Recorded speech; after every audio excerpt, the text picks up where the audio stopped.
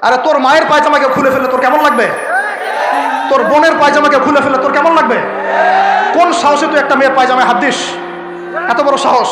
সাহসটাকে তুমি একজন একজন মারামারি করে দেখাও না দেখি। এবার এত বড় সাহস, তাহলে একজন একজন মারামারি করে দেখাও না। ফাইজলামি শুরু কর সারা দেশব্যাপী, সারা দেশব্যাপী ফাইজলামি শুরু করে দিয়েছে একেবারে নির্মমভাবে, অহেতুকভাবে। এই যে অসহায় মানুষগুলোকে, ছাত্র পড়তে গিয়েছে, বাবা মার স্বপ্ন লালন করা ছাত্র, ছেলেটা ইঞ্জিনিয়ার হবে, ছেলেটা মেডিকেল সায়েন্সে পড়ে বড় একজন ডক্টর হবে, পিটায় মেরে ফেলে দিল তাকে। নবীজি বলেছিলেন শেষ জামানায় দুই শ্রেণীর মানুষ আসবে, আমি এদেরকে দেখি নাই। নবীজি দেখেন নাই মানে 1400 বছর আগে ওরা ছিল না। এক শ্রেণী হচ্ছে হাতের মধ্যে মানুষকে মারার কিছু অস্ত্র নিয়ে ঘুরে বেড়াবে, এরা মানুষকে নির্মমভাবে পিটাবে, নির্মমভাবে পিটাবে, নির্মমভাবে মানুষকে পিটাবে। এই শ্রেণীকে আমি দেখিনি, এরা আসবে পরে। হাতে লাঠিওয়ালা সেই গ্রুপ কোনটা জানেন? ওই যে ঘরের মধ্যে ঢুকায় ঢুকায় যে ছেলেগুলোকে মেরে মেরে রাত্রেবেলা মেরে ফেলায়, সেটা গ্রুপে। বিভিন্ন হলে হলে দেখেন না, হকি স্টিক নিয়ে 8 জন 10 জন মিলে এক একটা করে ছেলেকে ডেকে নিয়ে পিটাই পিটাই মেরে ফেলায়, এগুলো সেই ছেলে। এদেরকে যেন জন্ম দিয়েছে ওই বাপের জন্য ধিক্কার, এদেরকে যারা জন্ম দিয়েছে এই বাপের জন্য ধিক্কার। আর এখন এরকম লেডিস গ্রুপও বের হয়েছে, আর মেয়েদেরকেও হলে ডেকে ডেকে পিটানো শুরু করেছে। তোমরা কি মনে করো যে 5 জন 6 জন 10 জন মিলে একজনকে সারা রাত টর্চার করে মেরে ফেলানোর মধ্যে সুপুরুষ? তুমি সুপুরুষ, তুমি অনেক বড় বীর। সাহসটাকে তুমি একজন একজন মারামারি করে দেখাও না দেখি। এবার এত বড় সাহস, তাহলে একজন একজন মারামারি করে দেখাও না। আসো রিংয়ের মধ্যে, আসো রিংয়ের মধ্যে আসো, তারপর দেখি তোমার কত শক্তি, আমাদের কত শক্তি। একজন 1 on 1 ব্যাটেলে আসো, খালি হাতে 1 on 1 ব্যাটেলে আসো। 8 জন 10 জন মিলে একটা বুয়েটের ছেলে, একটা মেডিকেলের ছেলে, একটা অমুকের ছেলে, তমুকের ছেলে, বাবা মায়ের স্বপ্ন লালন করা ছেলেগুলোকে ঘরের মধ্যে ঢুকাবা, সারা রাত পিটায় মেরে ফেলবা, এটাকে তোমরা সাফল্য মনে করো, বীরত্ব মনে করো? এই ছেলেগুলোকে জন্ম দিয়েছে যে পিতা মাতায়, এদের জন্য ধিক্কার আমার পক্ষ থেকে। আপনারা এইসব সন্তান জন্ম দিতে গেলেন কেন? খিদির আলাইহিস সালাম বেঁচে থাকলে ছোটবেলায় মেরে ফেলতো এদেরকে। ওই যে খিদির আলাইহিস সালাম ছোটবেলায় একটা বাচ্চাকে মেরে ফেলছিলেন না? মুসা আলাইহিস সালাম বলেছিলেন যে একটা বাচ্চাকে কেন মেরে ফেললেন? তখন খিদির আলাইহিস সালাম বলেছিলেন এই ছেলেটা যদি বড় হয়, বড় হলে অনেক বড় কাফের হবে, আল্লাহ আগে জানিয়ে দিয়েছেন, এই জন্য আগে মেরে দিয়েছে। এই বাচ্চাগুলোকে নিতে গেলেন কেন? কোন রকম লজ্জাবোধ নাই, চক্ষু লজ্জা নাই। এরপর যখন আইন শৃঙ্খলা বাহিনী এদেরকে অ্যারেস্ট করে নিয়ে যায়, বীরের মতো হাসতে হাসতে চলে যায়। ও জানে যে আমার কোনো সমস্যা হবে না, ফাঁক ফোকর দিয়ে বেরিয়ে চলে আসবে। তোমরা এগুলোকে বীরত্ব মনে করো, তোমরা বীরত্ব মনে করো, সুপুরুষ হয়ে গেছো তোমরা। এতই যদি ক্ষমতা থাকে, সাহস থাকে, তো একজন একজন মারামারি করো না কেন? 1 on 1 ব্যাটেলে আসো, তারপর দেখো কে জিতে কে হারে। 10 জন মিলে একজনকে পিটাবা, মনে করছো খুব বড় বীর হয়ে গেছো। এখন 10টা মেয়ে মিলে একটা মেয়েকেও পিটাচ্ছে, সুবহানাল্লাহ। তা আবার ইসলামিক বিশ্ববিদ্যালয়ের মধ্যে। এই বিশ্ববিদ্যালয়ের নাম ইসলামিক কে দিল? এটা ইসলাম? একটা মেয়েকে আপনি ঘরের মধ্যে ঢুকায় সারা রাত পিটাবেন, মেয়েটা কাঁদতে কাঁদতে বলছে আমার পায়জামা পর্যন্ত খুলে ফেলেছে টান দিয়ে। আরে তোর মায়ের পায়জামাকে খুলে ফেললে তোর কেমন লাগবে? তোর বোনের পায়জামাকে খুলে ফেললে তোর কেমন লাগবে? কোন সাহসে তুই একটা মেয়ের পায়জামায় হাত দিস? এত বড় সাহস! আর এদেরকে আমরা তোলা করে মানুষ করি। আইন শৃঙ্খলা বাহিনী আপনারা কি করেন? ইনস্ট্যান্ট কোর্ট বসে ফাঁসি দিয়ে দিবেন এদেরকে। আল্লাহর কসম করে বলছি, যদি কোনোদিন এরকম ক্ষমতা আমাদের কাছে আসতো, দেন বিচার করে দেখিয়ে দিতাম ইনশাআল্লাহ। ফাইজলামি শুরু কর সারা দেশব্যাপী, সারা দেশব্যাপী ফাইজলামি শুরু করে দিয়েছে একেবারে নির্মমভাবে, অহেতুকভাবে। এই যে অসহায় মানুষগুলোকে, ছাত্র পড়তে গিয়েছে, বাবা মার স্বপ্ন লালন করা ছাত্র, ছেলেটা ইঞ্জিনিয়ার হবে, ছেলেটা মেডিকেল সায়েন্সে পড়ে বড় একজন ডক্টর হবে, পিটায় মেরে ফেলে দিল তাকে। এত বড় সাহস! আর আমরা কিছুই বলতে পারলাম না, কিছু করলাম না। কি একটা অবস্থা চলছে! এগুলো যখন চলতে থাকবে একটা কওমের মধ্যে, আপনার মনে হয় যে আল্লাহর পক্ষ থেকে রহমত নেমে আসবে? লা ইলাহা ইল্লাল্লাহ বলা একজন মানুষ যদি বেঁচে থাকে, ওই একজন মানুষের সম্মানে আল্লাহ পাক কিয়ামত দিবেন ইনশাআল্লাহ। সেই একজন মানুষকে এভাবে নির্মমভাবে পিটিয়ে মেরে ফেলো তোমরা। এখন মানুষকে পেটানো শুরু করেছো। নবী সাল্লাল্লাহু আলাইহি ওয়াসাল্লাম শেষ জামানার হাদিস সম্পর্কে বলেছিলেন যে আমি এক শ্রেণীর মানুষকে দেখি নাই যারা আসবে, মানুষকে নির্মমভাবে মারবে, নির্মমভাবে মানুষকে পিটিয়ে মারবে। আর কোরআন খুলে দেখেন, একটা জাতির কথা আল্লাহ পাক বলেছেন। এই জাতির নাম হচ্ছে আদ জাতি। কোন জাতি ভাই? এই আদ জাতিকে আল্লাহ পাক ধ্বংস করেছিলেন ঝড় দিয়ে, ঝড় দিয়ে। আল্লাহ পাক এই কওম সম্পর্কে বলেছেন ওয়াইদা বাতাসতুম জাব্বারিন। ওরা শিরক কুফর তো করতোই, কিন্তু এর পাশাপাশি একটা বড় পাপ করতো। ওই পাপটা হচ্ছে এরা যখন মানুষকে পেত, পিটিয়ে মেরে ফেলতো, নির্মমভাবে পিটিয়ে মেরে ফেলতো। এই আদ জাতির পাপ তোমরা করা শুরু করেছো। এখন আমাদের শহরে এগুলো চলছে না? এখন দিনে দুপুর রাস্তাঘাটে এগুলো চলছে। শিক্ষা প্রতিষ্ঠানে গিয়ে এগুলো মাস্তানি করতে গিয়েছো তোমরা। আবার তোমরা মাহফিল করে আমাকে ডাকো ওয়াজ নসিহত করতে। আমার সাথে এগুলোর কোনো সম্পর্ক নেই। আর আমার কাছে তোমরা ভালো কিছু পাবো না, আমার কাছে ইনশাল্লাহ হকটাই পাবো, বাতিল পাবো না ইনশাল্লাহ। আমার ভাই হয়ে যদি এই কাজ করো, আমি তোমার চেহারা পর্যন্ত দেখতে যাবো না ইনশাআল্লাহ। আল্লাহ রাব্বুল আলামিন আমাদেরকে উমরের শাসন দান করুন বলি আমি। একটা মাস উমরের শাসন যদি চলে না, দেখবেন সব লাইনে চলে আসছে ইনশাআল্লাহ। একটা মাস খালি ধর্ষণের বিচার করা শুরু করেন, ধর্ষণ করার সাহস খুঁজে পাবেন ইনশাআল্লাহ।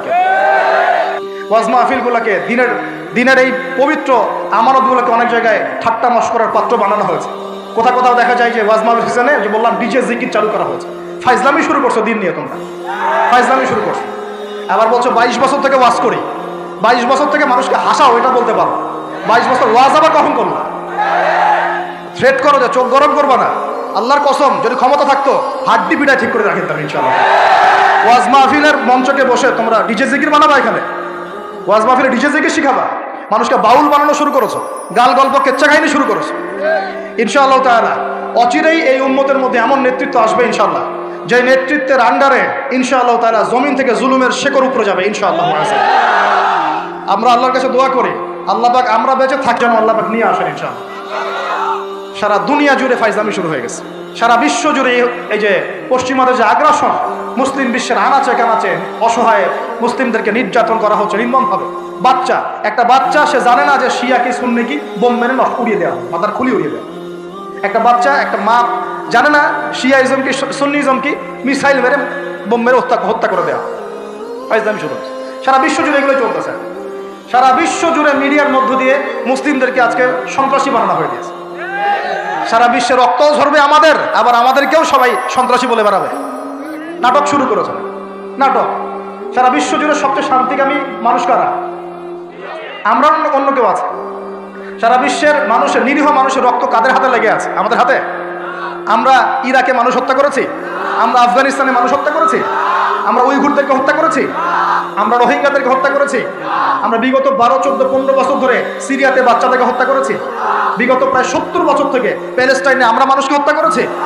আমরা কি এই যে লেবানন, জর্ডান এই জায়গাগুলোতে মানুষকে আমরা মারছি? তাহলে সারা বিশ্বে আমাদেরকে আজকে সন্ত্রাসী কেন বলা হবে? কি কারণে বলা হবে? আর আমরা কেউ কোনো কথাও বলি না, মন থেকে ঘৃণাও করি না। এই কথাগুলো বলবেন কারা? বলবেন তো আলেম ওলামারা। এখন যদি আমরা এই ওয়াজ মাহফিলের স্টেজগুলোকে সার্কাসের মঞ্চ বানিয়ে ফেলি, এই আমানতের হক কে আদায় করবে? কে আদায় করবে? আল্লাহ পাক আমাদের সবাইকে বোঝার তৌফিক দান করুন।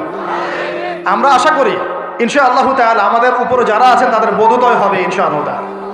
আমরা কারো শত্রু নই, ইসলাম কারো শত্রু নয়, কারো খারাপ চায় না। ইসলাম চায় সমাজের ন্যায় প্রতিষ্ঠা হোক, এবং ন্যায়টা যে কারো হাত দিয়ে প্রতিষ্ঠা হোক, কোনো সমস্যা নাই। XYZ যেই হোক না কেন, যার হাতে ন্যায় প্রতিষ্ঠা হবে আমরা তার জন্য দোয়া করবো ইনশাআল্লাহ। আর যে অন্যায়কে প্রশ্রয় দিবে, প্রতিষ্ঠা করবে, আমরা তার ধ্বংসের জন্য আল্লাহর কাছে দোয়া করবো ইনশাআল্লাহ। আর আল্লাহ পাকের গজব যখন নেমে আসবে কেউ ঠেকাতে পারবে না। আমি বলে দিয়েছি প্রথমেই, সবকিছু মালিককে, সব ক্ষমতা কার হাতে? প্রিয় যুবক ভাইয়েরা, স্পেশালি আগামী দিনে ইসলামের পতাকা হাতে নিয়ে বিশ্বকে চ্যালেঞ্জ করার জন্য এখন থেকে প্রস্তুত হয়ে যান। একদিনের মাহফিল দিয়ে কিচ্ছু হবে না, একদিনের মাহফিল দিয়ে গরম বক্তব্য দিয়েও কিছু হবে না। আপনাদের সবাইকে কনস্ট্রাকটিভ কাজ করতে হবে। প্রত্যেক মুসলিম ভাইকে 5 ওয়াক্ত নামাজ আদায় করতে হবে, আল্লাহ পাক তৌফিক দান করুন। প্রত্যেক ভাইয়ের যাদের যাকাত ফরজ হয়েছে, যাকাত অবশ্যই দিতে হবে ইনশাআল্লাহ। বেশি বেশি দান সদকা করবেন। নিজের পরিবারের মধ্যে কোনোভাবেই অনইসলামিক কোনো সংস্কৃতি আসতে দিবেন না। নিজের পরিবারের মধ্যে পর্দা প্রতিষ্ঠা করবেন। কোনো অবস্থাতেই হারাম রিজিকের দিকে যাবেন না ইনশাআল্লাহ। আপনার সন্তান সন্ততিদেরকে ছোটবেলা থেকেই মুসলিম রূপে মানুষ করবেন, কোনো রকম অমুসলিম কালচারে বড় করবেন। আপনার সন্তানদেরকে ছোটবেলায় কোরআন শেখাবেন, হাদিস শেখাবেন, আলেম ওলামার সহবত দিবেন, হকপন্থী আলেম চিনবেন, তাদের কাছে সন্তানদেরকে পাঠাবেন ইনশাআল্লাহ।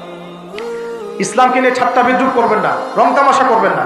এই যুগ সম্পর্কে সচেতন থাকবেন, কি হচ্ছে, কি চলছে, হাদিসে কি আছে, কোরআনে কি আছে, সামনে কি হতে পারে, সচেতনতা তৈরি করবেন। এই চলমান ফিতনাময় পরিবেশে নিজের ঈমান আমলকে এমনভাবে ধরে রাখবেন যেমন করে হাতের মধ্যে মানুষ আগুন ধরে রাখে, ঈমান ধরে রাখে। পরিবারের মধ্যে বেপরদামিকে স্থান দিবেন না। পরিবারের ছেলে কি করছে, মেয়ে কি করছে, আপনার আত্মীয় স্বজনের হক ঠিক আছে কিনা, প্রতিবেশীর হক ঠিক আছে কিনা, প্রতিটা বিষয় as a Muslim leader of the family আপনাকে এগুলো দেখতে হবে, আল্লাহ তৌফিক দান করুন। এবং বেশি বেশি সামাজিক কিছু অ্যাসোসিয়েশন করে তুলবেন যেগুলো সামাজিক অন্যায়গুলোকে প্রতিরোধ করবে ইনশাআল্লাহ। সামাজিকভাবে ন্যায় ছড়িয়ে দিবে, সামাজিকভাবে ইসলাম ছড়িয়ে দিবে ইনশাআল্লাহ। শিক্ষা প্রতিষ্ঠান গড়ে তুলবেন, যেখানে জেনারেল এবং ইসলামিক শিক্ষার সমন্বয় থাকবে, আলোকিত প্রজন্ম গড়ে উঠবে ইনশাআল্লাহ তাআলা। এরকম সমাজের অবস্থায় কি আল্লাহর আযাব আসবে না রহমত আসবে? এই হচ্ছে আমাদের সমাজের অবস্থা। এখন কতগুলো বলে শেষ করব। প্রতি ঘরে ঘরে ব্যভিচার ঢুকে পড়েছে, ঘরে ঘরে ব্যভিচার, পরকীয়া ঢুকেছে, পরকীয়া। আর অর্থনৈতিক ক্ষেত্রে ঘরে ঘরে ঢুকেছে সুদ আর সুদ, ঘুষ ঢুকেছে ঘুষ, এদিকে সুদ ঢুকেছে, দুর্নীতি ঢুকেছে, অন্যের সম্পদ অন্যায়ভাবে হস্তক্ষেপ করার নোংরা সংস্কৃতি ঢুকে পড়েছে প্রত্যেক জায়গায় জায়গায়। আমাদের ইয়াং জেনারেশন নিজেদের ইতিহাস ভুলে গেছে, যে আমরা কার উত্তরসূরি। খালেদ বিন ওয়ালিদের নামও তারা জানে না, উমর ইবনুল খাত্তাবের নাম জানে না, তারেক বিন জিয়াদকে চিনে না, মুহাম্মদ বিন কাসিমকে চিনে না। এরা ক্রিস্টিয়ানো রোনাল্ডোকে চিনে, এরা মেসিকে চিনে, নেইমারকে চিনে, এরা আমাদের ক্রিকেটারদেরকে চিনে। মাশাআল্লাহ, দেখো দিন দিন আমরা বিপথে যাচ্ছি, তারা হেদায়েতের দিকে আসছে। এটা কি ধরনের কথা? আমার পরিবারের মা বোনরা কিভাবে বেপরদায় বাইরে যায়? আমার পরিবারের কর্তা আমি কেমন করে আমার পরিবারের স্ত্রী সন্তান মেয়েরা বাইরে বেপরদায় যাবে? কিভাবে যাবে? আমি তো পরিবারের কর্তা, আমি পরিবারের স্বামী, আমার স্ত্রী কেমন করে বেপরদায় বাইরে যাবে? আমার ছেলে কেন নামাজ পড়বে না? নামাজ না পড়ে সে ভাত খাবে কিভাবে? নামাজ না পড়ে আমার পরিবারে আমার ছেলে ভাত খাবে কিভাবে? আমার মেয়ে কেমন করে ভাত খাবে? অতএব পরিবারটাকে শক্ত করেন, হালাল খান, সামাজিকভাবে ইসলামটাকে এগিয়ে নেন, ইনশাআল্লাহ দেখবেন একদিন বড় পরিসরে ইসলাম কায়েম হয়ে যাবে ইনশাআল্লাহ। আর আমরা কারোর জন্য বদদোয়া করবো না, আমরা দোয়া করবো আল্লাহ পাক যেন ঊর্ধ্বতন কর্তৃপক্ষ সবাইকে হেদায়েত দান করেন এবং অন্যায়ের বিরুদ্ধে দাঁড়ানোর তৌফিক দান করেন, এবং তাদের হাতে হলেও আল্লাহ পাক যেন ন্যায় প্রতিষ্ঠা করার তৌফিক দান করেন। আর ন্যায় কোনটা ন্যায় কোনটা অন্যায়, এগুলো এইসব প্রোটেস্ট্যান্ট মুসলিমরা আপনাদেরকে শেখাতে পারবে না। যারা ইসলাম, কোরআন, সুন্নাহ, সমকালীন বিশ্ব ইতিহাস, অর্থনীতি, সংস্কৃতি, দেশীয় কালচার সব সম্পর্কে জ্ঞান রাখে, এই মানুষরা আপনাকে বলতে পারবে কোনটা সত্য, কোনটা মিথ্যা, কোনটা হক, কোনটা বাতিল। একজন কবর পূজারী আপনাকে কি হেদায়েত দিবে? একজন মাজার পূজারী আপনাকে কি হেদায়েত দিবে? একজন বেদাতি আপনাকে কি হেদায়েত দিবে?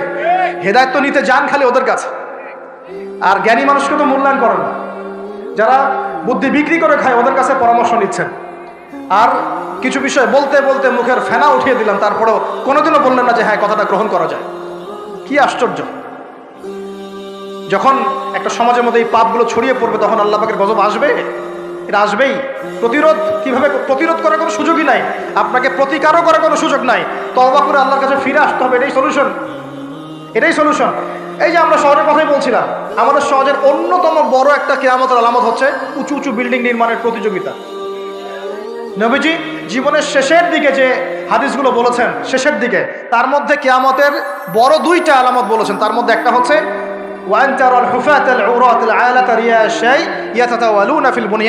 যখন দেখবে সমাজের সবচেয়ে নিম্ন শ্রেণীর মানুষেরা, রাখাল টাইপের মানুষ, গায়ে জামা নাই, পায়ে স্যান্ডেল নাই, উঁচু উঁচু বিল্ডিং নির্মাণের প্রতিযোগিতা করছে। ধনীরা বিল্ডিং নির্মাণ করবে এমনটা নবীজি বলেন নাই। নবীজি বলছেন গরিব, ফকির, মিসকিন, গায়ে কাপড় নাই, স্যান্ডেল নাই, এরা বিল্ডিং নির্মাণ করবে না, প্রতিযোগিতা করবে একে অপরের সাথে। এখনকার আরব বিশ্বটার জাজল্যমান দৃষ্টান্ত, এখনকার আরব বিশ্বটার জাজল্যমান দৃষ্টান্ত। অনেক সালফে সালিন বলেছেন যে এই হাদিস থেকে আরবদেরকে ইশারা করা হয়েছে। কিন্তু এটা আমাদের ঢাকার মধ্যে চলে আসছে। আজকালকে যার এক জায়গা টাকা পয়সা ছিল না, আজকে 10তলা 20তলা ফ্ল্যাটের মালিক। কিভাবে সম্ভব? সুদের মধ্য দিয়ে সম্ভব, দুর্নীতির মধ্য দিয়ে সম্ভব, কালো টাকার মধ্য দিয়ে সম্ভব, অন্যের সম্পদ অন্যায়ভাবে হস্তক্ষেপ করার মধ্য দিয়ে সম্ভব। আর মাশাআল্লাহ, যার একটা 5-10 তলা বাড়ি আছে আমাদের শহরে, অন্য মানুষকে মানুষই মনে করে, ভাড়াটিয়াকে মনে করে যে তেলাপোকা, ককরোচ, ছিছি করে তার আছে। কত যে শর্ত! কোনো কোনো সময় এমনও হয়েছে মানে বাড়ি ভাড়া চাইতে গিয়ে যে বেইজ্জত হতে হয়েছে, মনে হলো যে বাড়ি ভাড়া চাইতে গিয়ে মানে নিজের সম্মান নিজে নষ্ট করে ফেললাম। সুবহানাল্লাহ। কারণ যখন নিম্ন শ্রেণীর মানুষের কাছে অর্থ আসে তখন কিন্তু এদের মধ্যে কালচার আসে না, কালচার আসে না। সম্পদ আসে ঠিকই, কিন্তু কালচার, সভ্যতা আসে না। তারা অসভ্যই থেকে যায়। কাকে সম্মান দিতে হবে, কাকে দিতে হবে না সেটাও জানে না। কথা বুঝতে পারছেন? এটা আমাদের সমাজ এখন চলছে, হাইলি কনস্ট্রাক্টেড বিল্ডিংসের প্রতিযোগিতা। আর আমরা বলবো কেন, এই যে এখনকার সেকুলার রিপোর্টগুলোই বলছে বেশিরভাগ বিল্ডিংয়েরই দেখা যায় যে কোনো রকমের ভিত্তি নাই। এই 5-6 মাত্রা ভূমিকম্প হলেই সব ধর করে পড়ে যায়। আরও এই যে অহংকার, আমি একটা ফ্ল্যাটের মালিক। ঢাকা শহরে মনে হচ্ছে যেন পরিচয়ের মানদণ্ড হচ্ছে এটাই। জিজ্ঞাসা যদি করেন যে ভাই আপনার নাম কি করেন, বলবে ওই যে ফ্ল্যাটটা দেখছেন 10 তলা, ওইটা আমার। ভাবখানা এমন হচ্ছে এটাই তার পরিচয়ের মানদণ্ড। সে কি করে, তার শিক্ষাগত যোগ্যতা কি, কোন প্রফেশন, এগুলো বড় কথা নয়। ওই যে ফ্ল্যাটটা দেখছেন 6 তলা, ওইটা আমার। অনেকে এসে পরিচয় দেয়, আমি অমুক পার্টির অমুক, আমি অমুক পার্টির তমুক, আমি অমুকের সাধারণ সম্পাদক, আমি অমুকের সভাপতি। এগুলো পরিচয়, এগুলোই মানুষের পরিচয়। আমি অমুক দল করি, তমুক দল করি। পরিচয় কি তোমার? তুমি কি এই পরিচয় দিয়ে কাল কিয়ামতের মাঠে আল্লাহর সামনে দাঁড়াবা? তোমার পরিচয়টা কি? পরিচয় হচ্ছে তোমার শিক্ষাগত যোগ্যতা কি, তুমি সমাজকে কতটুকু সার্ভ করতেছো, তোমার ইলমি যোগ্যতা কি, তুমি পাঁচ ওয়াক্ত নামাজ পড়ো কিনা, তুমি ইসলামপন্থী কিনা, তোমার সুন্নত আছে কিনা, তুমি দিনের জন্য কি করো, এগুলো তোমার পরিচয়। আল্লাহ রাব্বুল আলামিন আমাদের কথাগুলো বোঝার তৌফিক দান করুন। আমাদের সমাজে হাইলি কনস্ট্রাক্টেড বিল্ডিংস এর এগুলো প্রতিযোগিতা চলছে। দেখেন, বিল্ডিং নির্মাণ করা পাপের কিছু নয়, কিন্তু এগুলোর মধ্য দিয়ে অহংকার করাটাই পাপের। আর অহংকার করলে আল্লাহ পাক এগুলোকে ধসিয়ে দিতে সময় নেবেন না। আল্লাহ পাক আমাদেরকে বোঝার তৌফিক দান করুন। আমাদের সমাজে রন্ধে রন্ধে এগুলো চলছে, আমাদের খেয়ানত, অবিশ্বাস, সুদ চলছে, জেনা চলছে, ফ্ল্যাটে ফ্ল্যাটে জেনা চলছে, ফ্ল্যাটে ফ্ল্যাটে জেনা। জেনা মানে শুধু শারীরিক ইলিগেল ফিজিক্যাল রিলেশনশিপই নয়, জেনার মধ্যে চোখের জেনা আছে, কথার জেনা আছে, চলাফেরার জেনা আছে। নবীজি বলেছেন শেষ জামানায় এক শ্রেণী মেয়ে আসবে যারা পুরুষের কাপড় পরে ঘুরবে। এটা দেখার জন্য আপনি ঢাকার শপিং মলে চলে যান, শপিং মলে যান, কিয়ামত দেখতে পারবেন। কিয়ামত কাকে বলে? কিয়ামত কাকে বলে? কেউ কেউ দেখা যায় সুন্দর সুন্দর বোরখা বানিয়ে নিয়েছে, যে বোরখাগুলো পরেও তার মানে শরীরে কাঠামো স্পষ্ট বোঝা যাচ্ছে। এখানে আপনি কাকে দায়ী করবেন, কাকে দোষ দিবেন? অবৈধ সম্পর্ক, অবৈধ সম্পর্ক ঢাকা শহরে রন্ধে রন্ধে ঢুকে গেছে। অবৈধ সম্পর্ক, টিনেজ 8-10 বছর, ক্লাস 8-এ পড়ে, ক্লাস 9-এ পড়ে, 10-এ পড়ে, এদের মধ্যে ইলিগাল সম্পর্ক চলছে।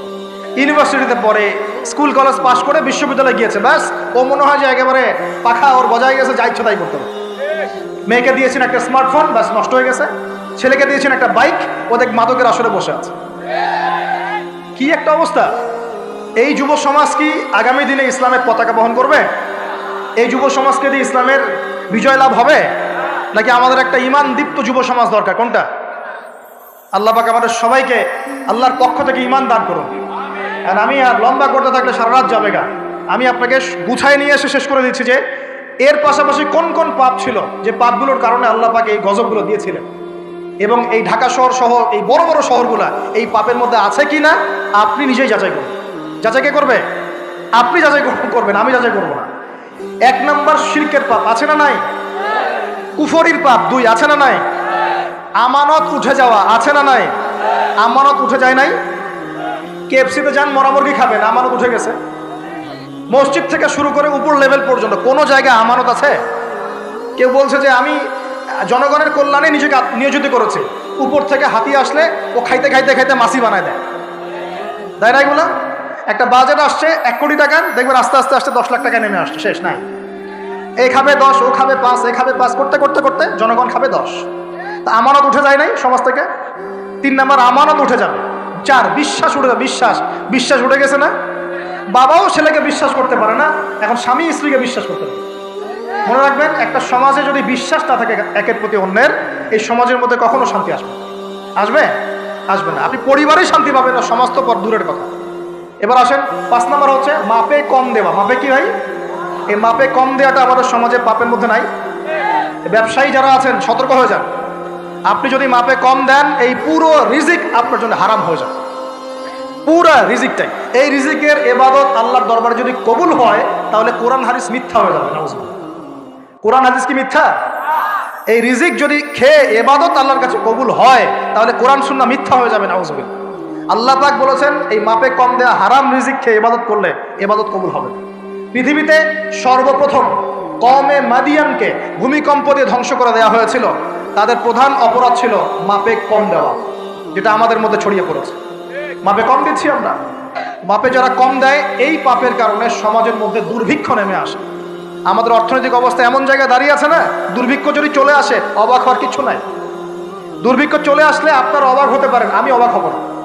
এমন একটা জায়গায় দাঁড়িয়ে আছে, প্রতিটা পণ্যের দাম অলরেডি বাড়া শুরু হয়ে গেছে। কিছু কিছু বৈশ্বিক কারণ আছে, এগুলোর কারণে যেমন বাড়ছে, আবার কিছু কিছু আমাদের নিজস্ব মানবসৃষ্ট কারণ আছে, এই কারণেও বাড়ছে। মানবসৃষ্ট কারণগুলো বুঝতে হলে আপনাকে বেসিক কিছু অর্থনীতি বুঝতে হবে। এটা পড়াশোনা করেন, দেখবেন। আমি গত লেকচারে বলেছি, আল্লাহ রাব্বুল আলামিন আমাদের সবাইকে হালাল খাওয়ার তৌফিক দান করুন।